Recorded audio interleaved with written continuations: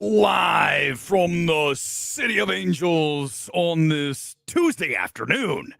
The rare afternoon stream here. It's going to be short. I promise you this time around. This MMT is going to be like 10 minutes max, even shorter than breaking box office. We are going to do a trailer reaction for Fantastic Four First Steps. It just dropped a couple hours ago.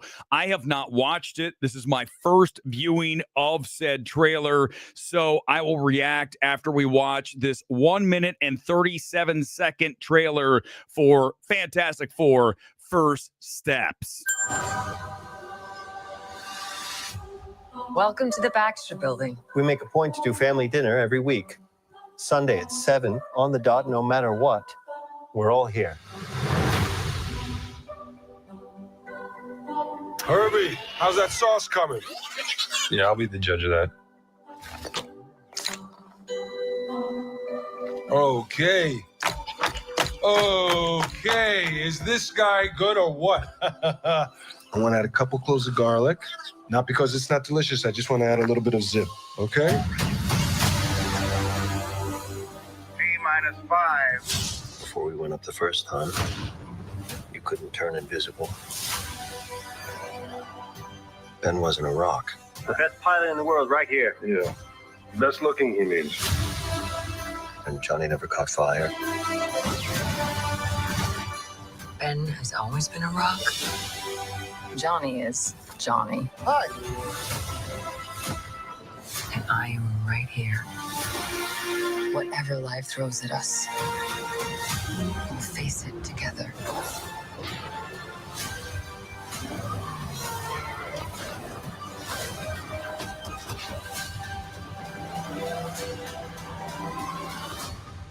As a family.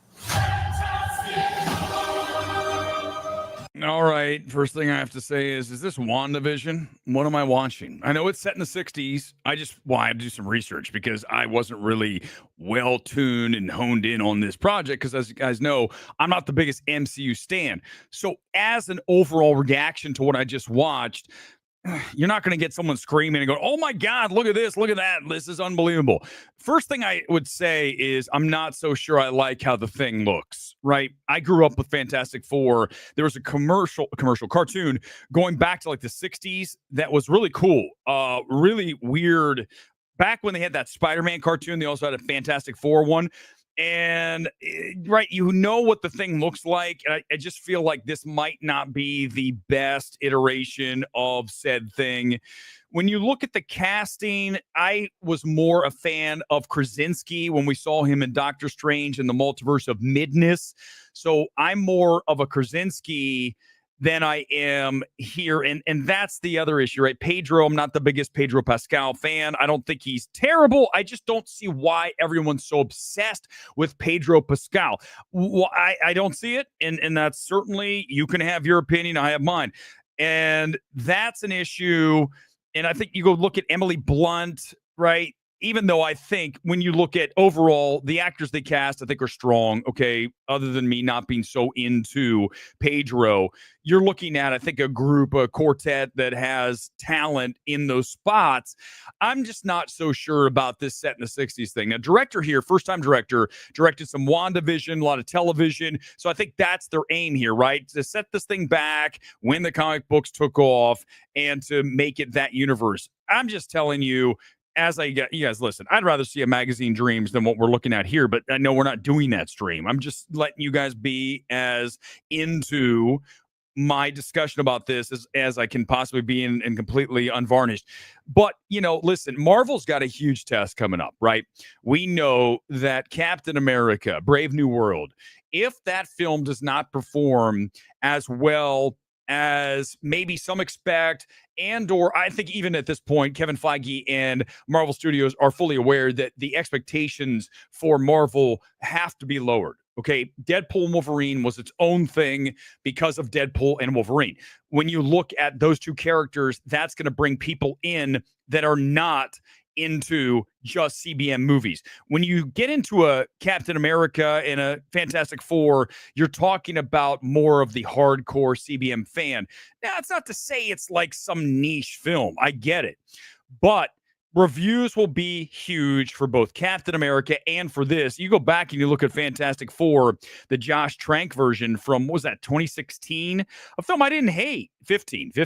I didn't hate the film, but look at the box office. I mean, you're talking 167 million worldwide. If this film does that, we got problems. But I liked at least Trank's vision of Fantastic Four more than this. It's totally different, right? We're throwing it back to the 60s, the origin. It's got that WandaVision thing going on. And Trank was, whatever you want to call it, it was definitely unique, okay? And we know that was a troubled production and everything that came with it. But I think we've rebooted this so many times, right? Go back to the 05 and the sequel, and then, of course, this version. And you've just got so many different people playing these roles that any character, you look at Iron Man, right? Any character benefits from having the same person playing said character for, number of films, okay? Throughout the entire, right? You look at that MCU stretch from Iron Man all the way through to Endgame. You look at that, those actors were in place. And now you look at a Captain America with Mackie instead of Evans, and people were like, that's not Captain America. In this case, it's different because, right, the last film was a total bomb. So it's not like you have something that you have to worry about on that end. Like, well, Michael B. Jordan, well, no one cares. No one even barely remembers that movie, right? Who played Doom? Anybody, right? That's, I remember. Do you remember is the question? That's the thing about this that makes, I think, the expectations lower. And Sir Grizzle says it's not going to be a juggernaut. Bring on X-Men and stop with the multiverse. I mean, it comes out. So the release date on this, as you can see at the bottom of the screen, is July 25th.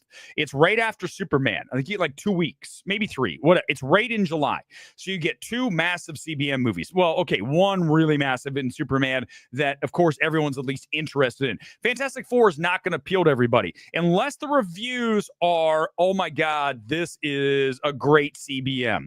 If that's the case, then we can take those expectations. But right now, everything in the MCU's been dampened. We need to just lower it and bring the expectations down because ultimately these films are not as excitable for the average person as it was before Endgame, as we've seen with Eternals. Doctor Strange, the Multiverse of Midness actually did okay, but Eternals struggled, right? Marvel's, oh my God, bomb. You just look at where the MCU is outside of, you remove the outlier in Deadpool Wolverine, you're talking about a situation that is going to be a real interesting one to watch as the next few weeks unfold with Captain America, and then coming up in July after that with Fantastic Four. Other comments, and that's it. This stream is tight, baby. This stream's in and out here today. I want to thank Gone Girl for being here to help me sift through a couple comments, get to it. We're only on YouTube here today. So that's how I wanted to roll it, because it's going to be like a 10-minute stream. We're at 7 minutes. I think I'm going to cap it at 10. Soup Can, you're going to fake cry like a real shill. Yeah, exactly. I didn't do what I should do right during this whole, oh my God, look, it's Pedro Pascal. He's playing Mr. Fantastic.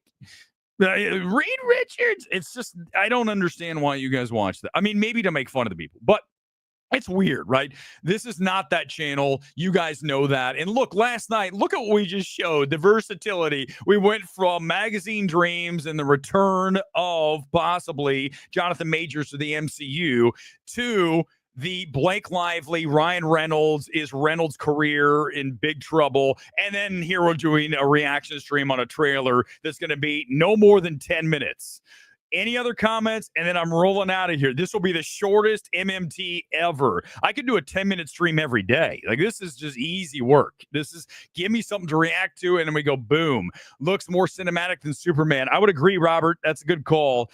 I mean, this is a first-time director, but the aesthetic of the 60s is there. He did WandaVision, so it makes sense to bring him in and let him operate in this space if that's what you're going for.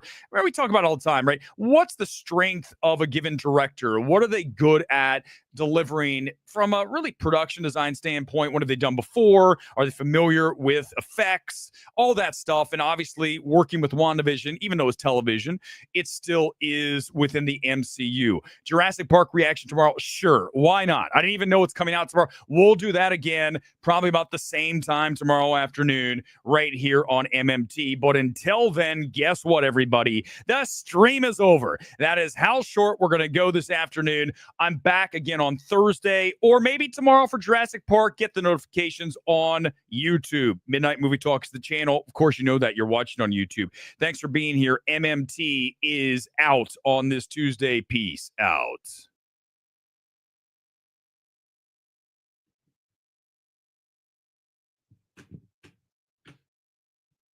I think I did it. I still